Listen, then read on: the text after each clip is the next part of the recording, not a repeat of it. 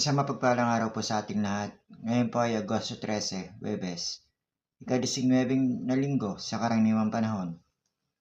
Ang unang pagbasa po natin ngayon ay hango sa sulat ni Ezekiel 12:1 hanggang 12. Ang ebanghelyo po natin ngayon ay hango sa sulat ni San Mateo 18:21, 19:1. Nagtanong naman si Pedro, "Panginoon, gaano kadalas ko naman dapat patawarin ang mga pagkukulang ng aking kapatid? 7 beses ba?"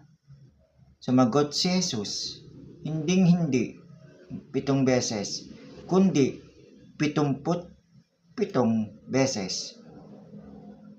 Tungkol sa kaharian ng langit, ang kasaysayang ito, isang hari ang nagpasyang pagbayarin ng utang ang kanyang mga utusan. Nang sinimulan nilang suriin ang kwenta, iniharap sa kanya ang isang may utang na 10,000 baretang ginto.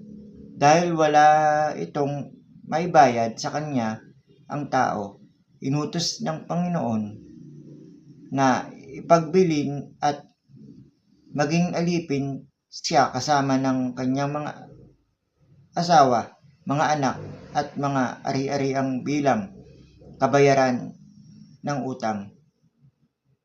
At pagkatira pa sa paanan ng hari ang opisyal at sinabi, "Bigyan mo pa ako ng panahon at babayaran kong lahat ang utang ko."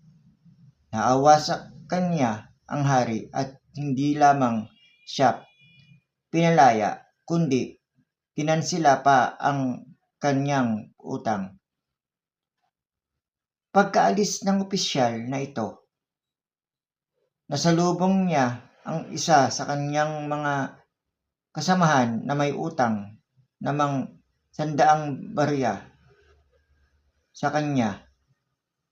Sinunggaban niya ito sa leeg at halos sakalin habang sumisigaw ng, "Bayaran mo ang utang mo." Nagpatira pa sa paanan niya ang kanyang kasamahan at nagsabi, "Bigyan mo pa ako